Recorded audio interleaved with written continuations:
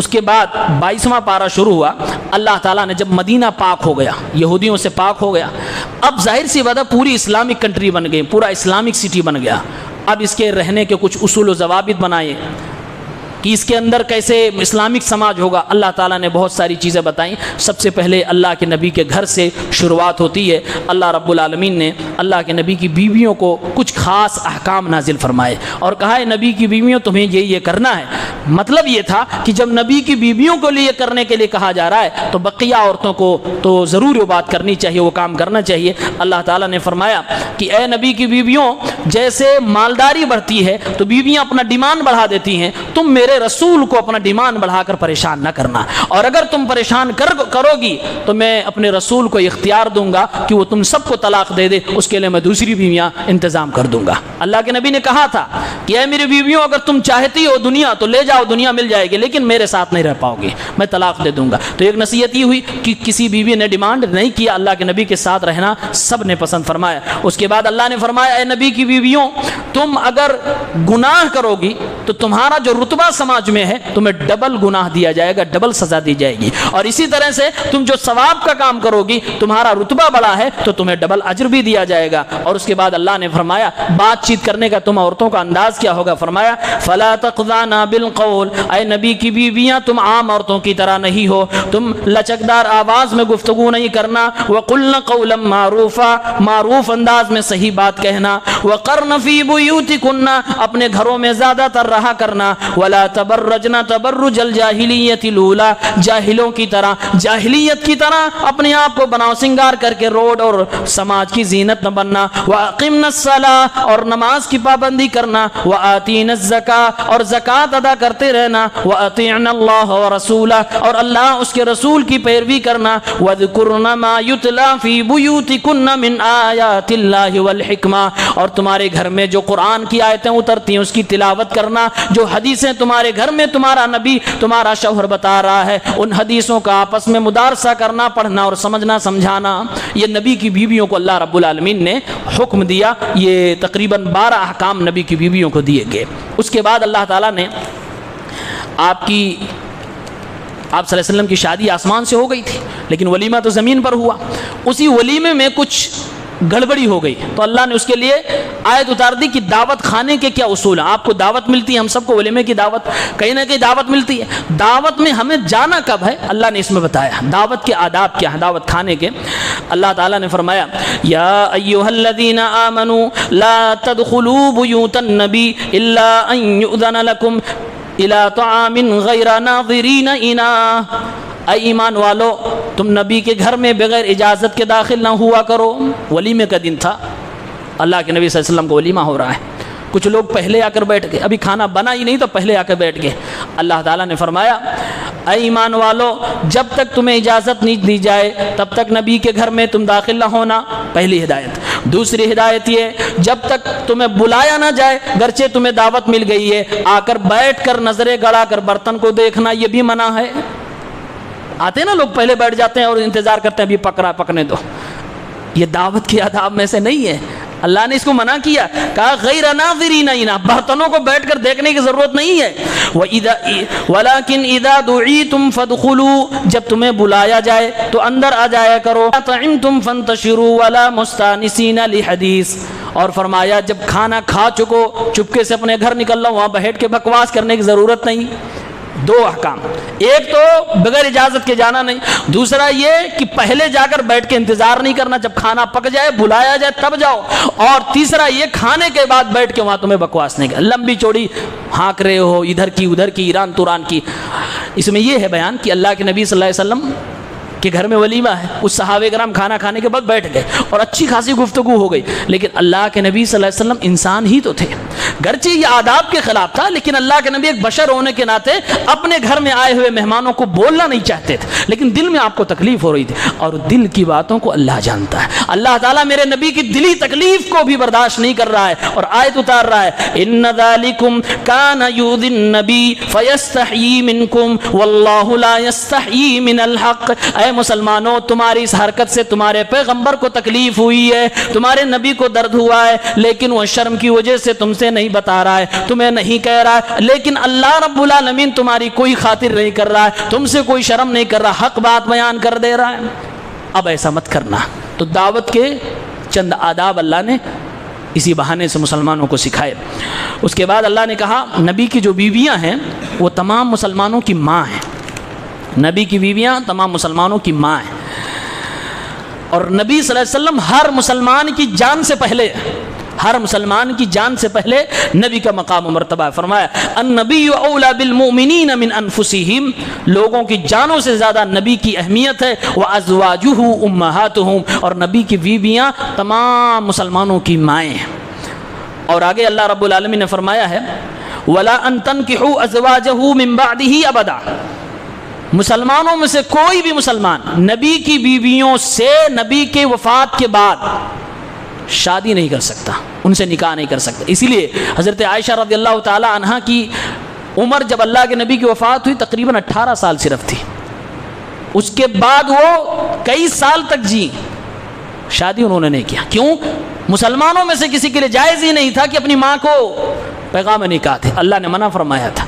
تو نبی کی بیوی ہونا بھی آسان نہیں تھا، بڑی مشکل تھی، بڑا صبر تھا، اسی لیے کیونکہ اللہ تعالیٰ جنت میں بھی ان کو نبی کی بیوی ہی بنائے گا۔ اس کے بعد اللہ تعالیٰ نے فرمایا یہ نبی کی بیویاں تمہاری مائیں ہیں احترام میں، لیکن پردہ تمہیں اپنی ان ماؤں سے بھی کرنا ہے۔ یہ عجیب و غریب مسئلہ ہے، ماؤں سے پردہ نہیں کرنا ہوتا، ہم اور آپ اپنی ماں سے نہیں پردہ کرتے، چاہے وہ دودھ شریک ماں ہو یا اوریجنل ماں ہو، ہم ماؤں سے پردہ نہیں کرتے، لیکن اللہ نے فرمایا نبی کی بیویاں تمہاری مائیں ہیں، تم ان سے شادی نہیں کر سکتے ہو، احترام تمہیں ان کا کرنا ہے، لیکن نبی کی بیویوں سے تمہیں پردہ کرنا ہوگا۔ فرمایا وَإِذَا سَأَلْتُمُوهُنَّ مَتَاعًا فَاسْأَلُوهُنَّ مِن وَرَاءِ حِجَابٍ، تم نبی کی بیویوں سے کسی چیز کا سوال کرو، کچھ مانگنا ہو تو پردے کے پیچھے سے مانگا کرو۔ اور یہ حکم حضرت عمر کی خواہش پر نازل ہوا تھا۔ حضرت عمر کہا کرتے تھے اللہ کے نبی کاش کہ آپ ایسا حکم دے دیتے کہ آپ کے گھر میں ہر کوئی نہ آتا، ہر کوئی آپ کی بیویوں کو نہ دیکھتا۔ اور ایک وجہ یہ بھی تھی کہ نبی صلی اللہ علیہ وسلم کی بیویوں میں حضرت عمر کی بیٹی بھی تھی، اور نبی صلی اللہ علیہ وسلم کی عزت حضرت عمر پرواہ نہ کریں، ایسا ہو نہیں سکتا تھا، اللہ نے آیتیں اتار دی تھی۔ اس کے بعد اللہ تعالیٰ نے پردے کا حکم نازل فرمایا اور فرمایا یا ایھا النبی قل لازواجک وبناتک ونساء المؤمنین یدنین علیہن من جلابیبہن، اے نبی اپنی بیویوں سے، اپنی بیٹیوں سے اور تمام مسلمان عورتوں سے کہہ دیجئے کہ اپنے اوپر چادر ڈال لیا کریں، مکمل پردہ کر لیا کریں، ذالک ادنی ان یعرفن فلا یؤذین، جب وہ پردہ کیے رکھیں گی تو پہچاننے میں آسان ہوگا کہ یہ خاندانی عورت ہے، یہ مسلمان عورت ہے، اس کے ساتھ کوئی بدتمیزی نہیں کرے گا۔ وَكَانَ اللَّهُ غَفُورًا رَحِيمًا، اللہ تعالیٰ معاف کرنے والا، رحم کرنے والا ہے۔ اس کے بعد سورہ احزاب کے اخیر میں اللہ نے پھر وہی بات دہرائی یا ایھا الذین آمنوا لا تکونوا کالذین آذوا موسیٰ فبرأہ اللہ مما قالوا وکان عند اللہ وجیہا، اے لوگوں تم اللہ کے نبی صلی اللہ علیہ وسلم کو ایسے تکلیف نہ پہنچایا کرو جیسے موسیٰ علیہ السلام کے ماننے والوں نے، ان کی قوم کے لوگوں نے موسیٰ علیہ السلام کو تکلیف دی تھی۔ اللہ نے فرمایا جیسے موسیٰ کے قوم کے لوگوں نے موسیٰ کو تکلیف دی تھی، اس طرح تم میرے محبوب کو محمد رسول اللہ کو تکلیف نہ پہنچایا کرو، ان کا اللہ کے یہاں بڑا مقام و مرتبہ ہے۔ اور اس کی تفسیر میں دیکھیں گے صحیح بخاری میں آتا ہے موسیٰ علیہ السلام بڑے شرمیلے انسان تھے، کبھی اپنا بدن کسی کے سامنے کھولتے نہیں تھے، تو قوم کے لوگوں نے الزام لگا دیا اس کو برس کی بیماری ہے یا اس کے جسم میں کوئی بڑا عیب ہے جس کی وجہ سے یہ کبھی ہم لوگوں کو بدن نہیں دکھاتا، ہمیشہ ڈھکے رہتا ہے۔ موسیٰ علیہ السلام کی اس عیب کو جو لوگ لگا رہے تھے اللہ تعالیٰ واضح کرنا چاہتا تھا کہ میرے پیغمبر میں کوئی عیب نہیں ہے۔ اکیلے میں کہیں تنہائی میں غسل کر رہے تھے، کپڑا انہوں نے ایک پتھر کے اوپر رکھ دیا، پتھر اللہ کے حکم سے بھاگنے لگا، موسیٰ علیہ السلام اپنے کپڑے کے پیچھے بھاگ رہے ہیں، بھاگتے بھاگتے اپنی قوم کے ایک مجلس میں پہنچ گئے، اور قوم کے لوگوں نے اپنی آنکھوں سے دیکھا کہ موسیٰ کے بدن پہ کوئی عیب نہیں جو وہ کہا کرتے تھے۔ وہی اللہ رب العالمین نے فرمایا فَبَرَّأَهُ اللَّهُ مِمَّا قَالُوا، جو لوگ وہ کہہ رہے تھے اللہ تعالیٰ نے ان تمام عیوب و نقائص سے حضرت موسیٰ کو پاک فرمایا تھا، موسیٰ علیہ السلام میں کوئی عیب نہیں تھا۔ قوم کے لوگوں نے اپنی آنکھوں سے دیکھا، مان گئے۔ اللہ رب العالمین فرماتا ہے اے محمد الرسول اللہ کے ماننے والوں، یہ حرکت جو اس قوم کے لوگوں نے کی تھی ان کے اوپر عیب لگایا تھا، موسیٰ کو تکلیف ہوئی تھی، یہ کرنا پڑا ان کو، اور اللہ کی طرف سے یہ بات ہوئی ہے، تو تم اپنے نبی کے بارے میں کوئی غلط بات بولنا، غلط بات سوچنا، کوئی عیب لگانا، اس طرح کی باتیں نہ کرنا، تمہارے نبی کو تکلیف ہوتی ہے۔ اور آخر میں اللہ نے یہی جا کر کہا ہے کہ جو اللہ کو اور اس کے رسول کو تکلیف دیتے ہیں ان کو دنیا میں لعنت برستی ہے اور آخرت میں ان کے لیے دردناک عذاب ہوا کرتا ہے۔ پھر یہیں پر سورہ احزاب ختم ہوتی ہے۔ سورہ سبا کی تلاوت ہوئی ہے۔ سورہ سبا مکی سورت ہے، اور آپ نے اس دن ملکہ سبا کا واقعہ سنا تھا۔ اس بستی کی طرف نسبت کر کے اس سورت کا نام سورہ سبا رکھا گیا۔ اللہ رب العالمین نے اس میں عقیدہ آخرت کو بیان کیا ہے، اور سلیمان علیہ السلام کی موت کیسے ہوئی وہ بیان کیا ہے۔ کفار لوگ کہتے تھے کہ قیامت نہیں آئے گی، اللہ نے کہا، وہ کہتے ہیں لا تأتین الساعہ، قیامت نہیں آئے گی۔ قل بلا وربی لتأتینکم عالم الغیب، آپ کہہ دیجیے کیوں نہیں آئے گی، میرے رب کی قسم ہے جو عالم الغیب ہے، ضرور قیامت آئے گی۔ لا يعزب عنه مثقال ذرة في السماوات ولا في الأرض ولا أصغر من ذلك ولا أكبر إلا في كتاب مبين۔ کہا اللہ رب العالمین کے علم سے اس زمین میں کوئی بھی ذرہ، اس آسمان میں کوئی بھی ذرہ، چاہے چھوٹا ہو یا بڑا، چھپا ہوا نہیں ہے۔ ساری چیزیں اللہ نے کتاب مبین کے اندر لکھ رکھی ہیں۔ اس کے بعد اللہ نے سلیمان علیہ السلام کی موت کا واقعہ بیان کیا۔ سلیمان علیہ السلام کے بارے میں جیسا ہم لوگ جانتے ہیں کہ اللہ نے ان کو ہواؤں پہ کنٹرول دیا تھا، اللہ نے ان کو جنوں کے اوپر کنٹرول دیا تھا، اور ان کے دور میں یہ بات مشہور ہو چکی تھی کہ جنوں کو علم غیب ہوتا ہے، جن غیب کی باتوں کو جانتے ہیں۔ تو اللہ رب العالمین نے سلیمان علیہ السلام کی موت سے ہی اس بات پر رد کر دیا کہ جنوں کو علم غیب نہیں ہوتا ہے۔ اللہ نے فرمایا فَلَمَّا قَضَيْنَا عَلَيْهِ الْمَوْتَ مَا دَلَّهُمْ عَلَى مَوْتِهِ إِلَّا دَابَّةُ الْأَرْضِ تَأْكُلُ مِنْ سَأَتَهُ فَلَمَّا خَرَّ تَبَيَّنَتِ الْجِنُّ أَن لَّوْ كَانُوا يَعْلَمُونَ الْغَيْبَ مَا لَبِثُوا فِي الْعَذَابِ الْمُهِينِ۔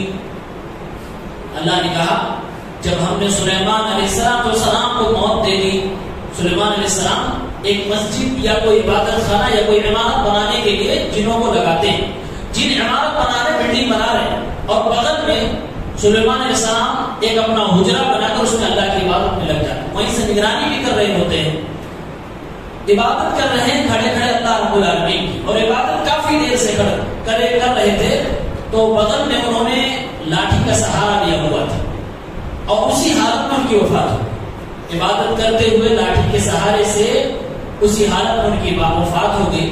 اللہ رب العالمین فرماتا ہے سلیمان علیہ السلام عبادت میں ہے، انتقال کر گئے، اور جن کام پہ لگے ہوئے ڈر کے مارے کام کیے جا رہے ہیں، ما دلهم على موته الا دابة الارض، ان جنوں کو سلیمان علیہ السلام کی موت کا پتہ ہی نہیں چلا۔ جب کیڑوں نے سلیمان علیہ السلام جس لاٹھی پہ ٹیک لگا رکھے تھے اس لاٹھی کو کھا گئے، لاٹھی ٹوٹ گئی، سلیمان علیہ السلام کی لاش زمین پر گر گئی، تب جا کے جنوں کو پتا چلا کہ سلیمان علیہ السلام کی وفات ہو گئی ہے۔ اللہ رب العالمین فرماتا ہے کہ ان جنوں نے آپس میں افسوس کیا اور کہنے لگے لو کانوا یعلمون الغیب، کاش کہ انہیں غیب کا علم ہوتا، ما لبثوا فی العذاب المہین، اس طرح کی بے عزت کر دینے والے عذاب میں ابھی تک نہ ہوتے۔ یعنی ان کو بڑا افسوس ہوا کہ آج اگر ہم غیب جانتے تو ہمیں پہلے پتا ہو چکا ہوتا کہ سلیمان علیہ السلام کی وفات ہو چکی، سلیمان علیہ السلام کی وفات ہو گئی، اور اتنی دیر وفات ہو گئی کہ لاٹھی کو کیڑے کھا گئے، پھر جب گری لاش تب پتا چلا۔ اللہ نے اس طرح سے دو بڑی باتیں بتا دی، ایک یہ کہ جس کو ہم نے ہواؤں پہ کنٹرول دیا، جو پرندوں کی اور چیونٹیوں کی بھاشا بھی سمجھ سکتا ہو، جس کو ہم نے اتنا طاقت عطا فرمایا ہے، جس کے کنٹرول میں جن بھی ہو، اتنی بڑی تخت و تاج کا جو مالک ہو، اس کو بھی ایک دن موت آنی ہے، اور آئی ہے موت۔ اور دوسرا اللہ نے عقیدہ سکھایا کہ جو لوگ جنوں کے بارے میں عقیدہ رکھتے ہیں کہ ان کو غیب کا علم ہے، وہ بھی جان لیں کہ بغل میں ان کا مالک، ان کا آقا انتقال کر گیا، ان کو پتہ ہی نہیں چلا۔ تو جس کو اپنے بدن کے آقا کی موت کی خبر نہ ہو اسے سینکڑوں میل ہزاروں میل کی دوری پہ خبر غیب کا کیسے ہو سکتا ہے؟ اس کے بعد اللہ نے قوم سبا کی ناشکری کو بیان کیا جس کے نام پر اس سورت کو رکھا گیا. اللہ نے کہا لقد کان لسبإ فی مسکنہم آیہ. قوم سبا جہاں آباد تھی ان کے وطن میں اللہ رب العالمین کی ایک نشانی تھی. اللہ نے ان کو 2 باغ دے رکھے تھے. 2 باغ بڑے اچھے قسم کے طرح طرح کے پھل پھول اس میں ہوا کرتے تھے. اللہ نے فرمایا کلوا من رزق ربکم واشکروا لہ. اے قوم کے لوگوں یہ اللہ کی نعمت ہے جو اللہ نے تمہیں دے رکھا ہے, اس میں سے کھاؤ جتنا دل کرے کھاؤ لیکن اللہ کا شکریہ ادا کرتے رہنا. ان لوگوں نے کھایا تو لیکن اللہ کا شکریہ نہ ادا کیا. اللہ نے فرمایا فارسلنا علیہم سیل العرم. تو ہم نے ان کے اوپر ان کے باغات کے اوپر سیلاب بھیج دیا. خطرناک قسم کا سیلاب. سارا باغ ختم ہو گیا, بلکہ باغ ختم ہو گئے, درخت ختم ہو گئے, پھلدار جتنے درخت سب ختم ہو گئے, اور اس کی جگہ پہ سیلاب کے بعد عجیب و غریب قسم کے پودے پیدا ہوتے ہیں. اس کی جگہ پہ کانٹے دار درخت پیدا ہو گئے, بدبودار چیزیں پیدا ہو گئی. اللہ رب العالمین نے فرمایا ذالک جزیناہم بما کفروا وہل نجازی الا الکفور. یہ ہم نے ان کو بدلہ اس لیے دیا کیونکہ انہوں نے ناشکری کی, اور اسی طرح ہم ناشکروں کو بدلہ دیتے ہیں. ان کے نام پہ سورت کو رکھا ہے. اس کے بعد اللہ نے فرمایا لوگ فرشتوں کی عبادت یا اللہ کے علاوہ جس کی بھی عبادت کرتے ہیں ان کو امید یہی ہوتی ہے کہ کل اللہ رب العالمین کے سامنے سفارش کر کے یہ میری مغفرت کروا دے. اللہ نے فرمایا دنیا کی سب سے طاقتور مخلوق فرشتے یہ کچھ نہیں کر سکتے تو دوسری مخلوق کیا کر سکتی ہے؟ اللہ نے فرمایا وَلَا تَنْفَعُ الشَّفَاعَةُ عِنْدَهُ إِلَّا لِمَنْ أَذِنَ لَهُ حَتَّى إِذَا فُزِعَ عَنْ قُلُوبِهِمْ قَالُوا مَاذَا قَالَ رَبُّكُمْ قَالُوا الْحَقَّ وَهُوَ الْعَلِيُّ الْكَبِيرُ. اللہ رب العالمین کے پاس کسی کی سفارش کام نہ آئے گی. اللہ جس کو اجازت دے گا وہی سفارش کرے گا, اور جس کے حق میں اجازت دے گا اسی کے حق میں سفارش کی جائے گی. فرمایا اللہ نے ان فرشتوں سے تم امیدیں لگائے بیٹھے ہو کہ تمہاری سفارش کریں گے. خود ان فرشتوں کی حالت یہ ہے کہ اللہ تعالیٰ جب آسمانوں کے اوپر کوئی حکم صادر فرماتا ہے تو فرشتے اللہ کے اس حکم کی وجہ سے ڈر جاتے ہیں, ان کے دل لرز جاتے ہیں, وہ کام اٹھتے ہیں, اور سارے کے سارے فرشتے اللہ کے اس حکم کی وجہ سے بے ہوش ہو جاتے ہیں. جب ان کو ہوش آتا ہے تو حضرت جبرائیل سے پوچھتے ہیں ماذا قال ربکم, اے جبرائیل بتائیے اللہ رب العالمین نے کیا کہا ہے, کون سا حکم صادر فرمایا؟ قالوا الحق, جواب دیا جاتا اللہ نے حق بات کہی. وهو العلی الکبیر, اور وہ اللہ بڑا علی ہے, بڑا باری ہے, سب سے اونچا ہے, سب سے بڑا ہے. اللہ نے فرمایا کہ فرشتوں کی یہ عادت ہے کہ میرا حکم سن کے بے ہوش ہو جاتا, وہ میرے سامنے میری اجازت کے بغیر تمہاری سفارش کرے. سوال ہی نہیں پیدا ہوتا. سفارش چاہتے ہو, شفاعت چاہتے ہو تو مجھے خوش کرو, میں جس کو چاہوں گا اسی کے حق میں سفارش ہوگی, شفاعت ہوگی, ورنہ نہیں ہو سکتی. اور اللہ نے ایک بڑی بات ہی بتائی کہ دنیا میں ہر انسان کو مال سے, اولاد سے امید ہوتی ہے. فرمایا مال اور اولاد والے بہت سارے لوگ, لیکن کن کا مال اور کن کے اولاد کس کو نفع پہنچائیں گے؟ ایسا بھی نہیں ہے کہ مال اولاد کبھی کسی کو نفع نہیں پہنچا, نفع ملتا ہے, لیکن کیسے ملے گا اور کس کو نہیں ملے گا اللہ نے اس کے بارے میں بتایا. فرمایا وما اموالکم ولا اولادکم بالتي تقربكم عندنا زلفا. اے لوگوں تمہارے مال اور تمہاری اولاد جس سے تم میرا تقرب چاہتے ہو تمہیں یہ فائدہ نہیں پہنچا سکتے. یعنی اپنا مال کے ذریعے سے, اپنی اولاد کے ذریعے سے اگر تم سوچ رہے ہو کہ تمہارا میرے یہاں بھی بڑا ہو جائے گا, ایسا ہرگز نہیں ہو سکتا. الا من آمن وعمل صالحا فاولئک لهم جزاء الضعف بما عملوا وهم في الغرفات آمنون. ہاں جن کو اللہ نے مال عطا فرمایا, جن کو اللہ نے اولادیں عطا فرمائی, ساتھ میں ان کے ایمان کی دولت ہے, ان کے عمل صالح کی دولت ہے, اللہ فرماتا ہے ان کو ہم ڈبل ڈبل اجر عطا فرمائیں گے, اور وہ جنت میں محلوں کے اندر ہوں گے, امن و سکون کے ساتھ ہوں گے. یعنی مال اور اولاد کے ذریعے سے اگر فائدہ اٹھانا چاہتے ہیں تو اولاد کی اسی تربیت کر جائیے کہ وہ آپ کے بعد آپ کے لیے صدقہ جاریہ بن جائے, آپ کے لیے دعائیں کرنے لگے. اور اپنے مال سے فائدہ اٹھانا چاہتے ہیں تو اپنے مال کو ایسی جگہ پہ لگا کے جائیے, ایسی جگہوں پہ خرچ کر کے جائیے جو آپ کو فائدہ پہنچائے, ثواب دے جائے. تب یہ مال, یہ اولاد آپ کے لیے نفع بخش ہے, ورنہ نہیں ہے. اور اخیر میں اللہ نے اللہ کے نبی صلی اللہ علیہ وسلم کو کہا کہ آپ اپنے قوم کے لوگوں سے ایک بات منوا لیجیے، ان سے کہیے، پورے قرآن میں آپ کو کہیں ایسا نہیں ملے گا کہ نبی یہ کہہ رہا ہوں کہ میری ایک بات مان لو، جہاں اللہ نے باقاعدہ کہا اور آپ نے کہا صرف ایک بات مان لو، کون سی ایک بات؟ ضد چھوڑ دو، ہٹ دھرمی چھوڑ دو۔ اور ضد ہٹ دھرمی کہاں ہوتی؟ جب سامنے والا سمجھ رہا ہوتا کہ میں غلط پہ ہوں اور سامنے والا حق میں، اس کے باوجود جب نہیں مانتے، اسی کو ضد بولتے، اسی کو ہٹ دھرمی بولتے۔ اللہ نے فرمایا قل انما اعظکم بواحدہ، اے نبی آپ کہہ دیجئے میں ایک بات کی تم کو نصیحت کرتا ہوں، ان تقوموا للہ مثنی وفرادا ثم تتفکروا، کہ تم دو دو لوگ یا اکیلے اکیلے اللہ رب العالمین کے لیے سوچو، کھڑے ہو جاؤ، غور و فکر کرو۔ ما صاحبکم من جنہ، تم اپنے ساتھی کو یعنی محمد کو تم کہتے ہو کہ پاگل ہے، مجنون ہے، تم ذرا غور کرو، اپنے لوگوں سے مشورہ کر لو یا تنہائی کے ساتھ جا کے تم سوچو تو صحیح کہ محمد نے کون سی ایسی بات کہہ دی ہے جس سے یہ پتہ چلنے لگا کہ وہ پاگل ہے، جس کی وجہ سے تم نے اس کو دیوانہ کہنا شروع کر دیا۔ محمد نے تمہارے درمیان 40 سال زندگی گزاری، تب تو تم اسے ہوشیار کہتے تھے، عقلمند کہتے تھے، لوگوں کو جھگڑا ختم کرنے والا کہتے تھے، لیکن اسلام لانے کے بعد، اسلام کے پرچار کرنے کے بعد تم نے اس کے اندر کون سی برائی دیکھ لی، کون سی بیوقوفی دیکھ لی جس کی وجہ سے تم اسے دیوانہ مجنون کہنے لگے۔ اللہ کے نبی صلی اللہ علیہ وسلم کو اللہ نے فرمایا ان سے کہو اسی بات پہ غور کر لیں، اسی ایک نصیحت کو مان لیں، ان هو الا نذیر لکم بین یدی عذاب شدید، جس کو تم مجنون دیوانہ کہہ رہے ہو، یہ تو ایک دردناک، ایک سخت عذاب سے پہلے تم کو ڈرانے کے لیے آیا ہے۔ یہی ایک بات اور غور کرو اس پر، یعنی غور کرنے کی دعوت اور اس نصیحت کو مان لو کہ تم ہٹ دھرمی اور ضد کو چھوڑ دو۔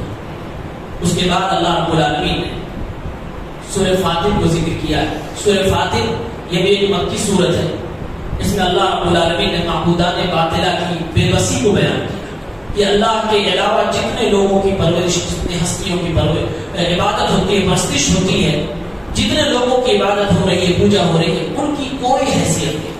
وہ اپنے آپ میں نیک رہے ہوں گے، وہ اپنے آپ میں طاقتور ہوں گے، لیکن دوسرے کے لیے کچھ نہیں کر سکتے۔ اللہ نے کہا والذین تدعون من دونہ ما یملکون من قطمیر، تم اللہ کو چھوڑ کر کسی اور کو جو پکار رہے ہو، وہ کھجور کی گٹھلی کے برابر بھی تمہیں کچھ نہیں دے سکتے۔ کھجور کی گٹھلی کے برابر بھی کسی چیز کے وہ مالک نہیں۔ ان تدعوہم لا یسمعوا دعاءکم، اگر تم انہیں بلا دیں، ان کو آواز دے رہے ہو، پکار رہے ہو، اگر وہ مان لیا جائے کہ تمہاری پکار کو سن بھی لیں تو تمہیں جواب نہیں دے سکتے۔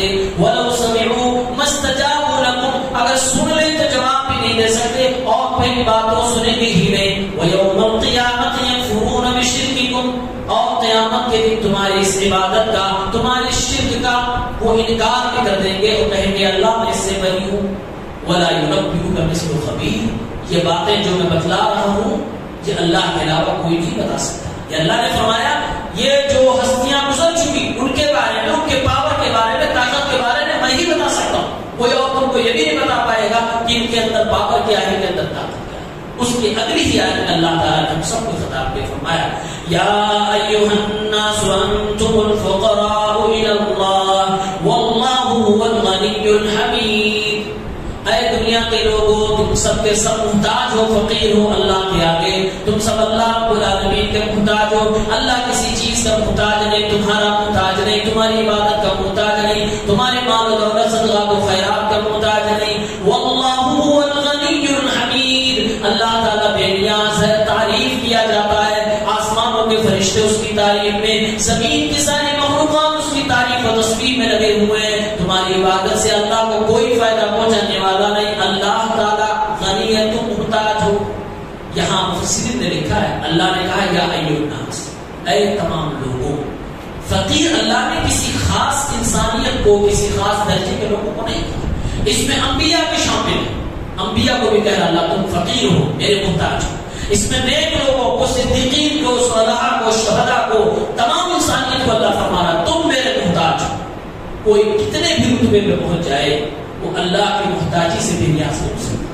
جس دن کسی نے یہ سمجھ لیا کہ میں اللہ سے بے نیاز ہو گیا، اسی دن اس کے اندر کفر آ جائے گا، اسی دن وہ ناشکرا ہو جائے گا۔ اسی دن وہ اپنے آپ کو رب کے برابر سمجھنے والی حرکت کرنے لگے گا، یعنی شرک کرنے لگے گا۔ اس کے بعد اللہ فرماتا ہے تمہیں ایک ایسی تجارت کے بارے میں نہ بتاؤں جس تجارت میں تمہارا کبھی گھاٹا نہیں ہوگا۔ فرمایا اللہ نے ان الذين يتلون كتاب الله واقاموا الصلاه وانفقوا مما رزقناهم سرا وعلانيه يرجون تجارة لن تبور، یقیناً جو لوگ اللہ کی کتاب کی تلاوت کرتے ہیں، یعنی قرآن مجید پڑھتے ہیں اور نماز کو پابندی کے ساتھ ادا کرتے ہیں، قائم کرتے ہیں، اور اللہ کے راستے میں اللہ کی دی ہوئی روزیوں میں سے چپکے اور اعلانیہ طور سے خرچ کرتے ہیں، وہ اللہ رب العالمین سے اپنی تمام نیکیوں کے بدلے میں ایک ایسے تجارت کی امید لگائے بیٹھے ہیں لن تبور، جس میں ان کو کبھی بھی گھاٹا نہیں ہوگا۔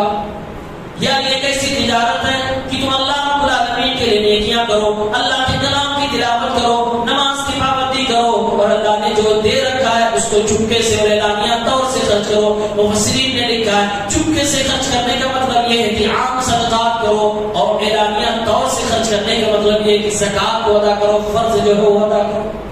یہ دونوں طریقے سے جو لوگ خرچ کریں، اللہ نے فرمایا کہ یہ اپنے اللہ سے ایک ایسے تجارت کی امید لگائے بیٹھے جس میں نقصان کا کوئی سوال ہی نہیں ہے، جس میں خسارہ نہیں ہے، اس میں فائدہ ہی فائدہ ہے۔ اور اس کے بعد کہا اللہ تعالیٰ نے یہ قرآن میں نے جو امت محمدیہ کو دیا ہے، اپنے نبی پہ اتارا ہے، حقیقت میں اس کا وارث کون ہے؟ یہ اللہ کی کتاب ہے اور یہ قیامت تک رہے گی۔ قیامت کے قریب میرے نبی صلی اللہ علیہ وسلم فرماتے ہیں اس کے حروف غائب کر دیے جائیں، یہ اٹھا لیا جائے گا، اس کو موت نہیں آنی ہے، کیونکہ یہ اللہ کی صفت ہے اور یہ مخلوق نہیں ہے۔ مخلوق ہوتی تو اسے موت آتی، یہ مخلوق نہیں ہے، لہٰذا اسے موت نہیں آنی ہے۔ یہ کتاب بڑی عظیم کتاب ہے۔ اللہ فرماتا ہے میں ہر کسی کو اس کتاب کا وارث نہیں بناتا، جس کو میں نے اس کتاب کا وارث بنایا ہے وہ میرا چنیدہ بندہ ہے، وہ میرا سلیکٹڈ بندہ ہے، میں نے اسے چنا ہوا ہے۔ فرمایا ثم اورثنا الكتاب الذين اصطفينا من عبادنا، پھر میں نے اپنی کتاب کے لیے اپنے ہی بندوں میں سے کسی کو چن کر وارث بنا لیا۔ مفسرین نے لکھا تمام دنیا کے لوگوں میں اللہ تعالیٰ نے امت محمدیہ کو چنا اپنی اس کتاب کی وراثت کے لیے، اور امت محمدیہ میں وہ لوگ جو اللہ کے نبی پر ایمان لائے اور اللہ کے نبی کے سچے پیروکار ہو گئے، اس کتاب کے اصلی وارث ہیں۔ فَمِنْهُمْ ظَالِمٌ لِنَفْسِهِ، اللہ کے بندوں میں کچھ لوگ ایسے جو اپنے نفس پہ کبھی کبھار ظلم کر بیٹھتے ہیں، یعنی کہ فرائض کو ادا کرنے میں تھوڑی سی کوتاہی، حرام کام کبھی کبھی کر جاتے ہیں۔ وَمِنْهُمْ مُقْتَصِدٌ، اور ان میں کچھ ایسے بھی بندے ہیں جو گناہ بھی کرتے ہیں، نیکیاں بھی کرتے ہیں۔ وَمِنْهُمْ سَابِقٌ بِالْخَيْرَاتِ بِإِذْنِ اللَّهِ، اور اللہ کے بندوں میں کچھ ایسے بندے بھی ہیں، امت محمدیہ میں کچھ ایسے لوگ بھی ہیں جو بھلائیوں میں اور اچھے کاموں میں بڑھ چڑھ کر حصہ لیتے ہیں۔ یہ تین کیٹیگری امت محمدیہ کی اللہ رب العالمین کا کچھ ایسے لوگ ہیں جو اعلیٰ کیٹیگری کے، جو نیکیاں ہی نیکیاں کرتے ہیں، گناہ بہت کم اس سے صدور ہوتا ہے۔ کچھ لوگ ایسے ہیں جو نیکیاں بھی کرتے ہیں، گناہ بھی کر جاتے ہیں، دعا کرنا چھوڑ دیتے ہیں، اللہ سے لگانا چھوڑ دیتے ہیں، اور کچھ ایسے ہیں جو فرائض و کوتاہی بھی کرتے ہیں، حرام کام بھی کبھی کبھار کر جاتے ہیں۔ اللہ رب العالمین نے فرمایا یہ کتاب کا وارث اللہ نے جن بندوں کو بنا دیا ہے، ذالک هو الفضل الکبیر، یہ اللہ کا بہت بڑا فضل ہے، اللہ جسے چاہتا ہے نوازتا ہے۔ اس کے بعد اللہ نے جہنمیوں کی حالت بیان کی ہے، والذین کفروا لهم نار جہنم لا يقضى علیہم فیموتوا، جو لوگ کفر کرتے ہیں، جو لوگ اللہ رب العالمین کو چھوڑ کر کسی اور کی عبادت کرتے ہیں، ان کے لیے جہنم کی آگ ہے، ایسی جہنم کی آگ جس میں جانے کے بعد ان کو موت نہیں آئے گی، لا يقضى علیہم، ان کے اوپر موت کو بھی نہیں ڈالا جائے گا، فیموتوا تاکہ یہ مر جائے، ولا يخفف عنهم من عذابها، اور نہ ہی جہنم کا عذاب تخفیف دیا جائے گا، کم کیا جائے گا۔ كذلك نجزي كل كفور، اسی طرح سے ہر ناشکرے کو، ہر کافر کو ہم سزا دیتے ہیں۔ وهم يسترخون فيها ربنا اخرجنا نعمل صالحا غير الذي كنا نعمل، اللہ نے ارشاد فرمایا جہنمی جہنم میں چلے جائیں گے، جہنم میں گڑھے کی مانند ہے، خوب گہری ہے، اس گہرائی میں، اس گڑھے میں جب جہنمی چیخے گا، اس کی چیخ کی وجہ سے سارے جہنم اس کی آواز گونجے گی، وهم يسترخون، اس کے چیخنے کی آواز پورے جہنم میں گونجے گی، اور وہ چیخ چیخ کر کہہ رہا ہوگا ربنا اخرجنا نعمل صالحا غیر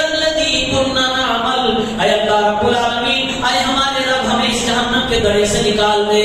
ہم دنیا میں جو بھی گناہ کر کے آئے ہیں اے اللہ رب العالمین ہم سب کا سب چھوڑ دیں گے, صرف اور صرف نیکیاں ہی کریں گے. اللہ رب العالمین کی طرف سے جواب دیا جائے گا وَلَوْ نُعَمِّرْكُمْ مَا يَتَذَكَّرُ فِيهِ مَنْ تَذَكَّرَ وَجَاءَكُمُ النَّذِيرُ. اے بندے اب تو اس بات کا سوال نہ کرتی تجھے دنیا میں دوبارہ بھیج دیا جائے. تجھے دنیا میں جو بھی عمر ملی تھی وہ عمر تجھے تیرے سدھرنے کے لیے تیری اصلاح کے لیے کافی تھی. اللہ نے تجھے 30 سالہ 25 سالہ 50 سالہ 60 سالہ جو بھی تجھے عمر اللہ نے عطا فرمائی وہ عمر تیرے اصلاح کے لیے کافی تھی. اور پلس میں وجاءکم النذیر تمہارے پاس تو میرا نبی بھی پہنچ چکا تھا, محمد رسول اللہ کا پیغام بھی تمہارے پاس آ چکا تھا. اس کے باوجود تم نے نہ مانا. فذوقوا تو پھر جہنم کا عذاب چکھو. فما للظالمین من نصیر ظالموں کا کوئی مددگار نہیں ہوگا.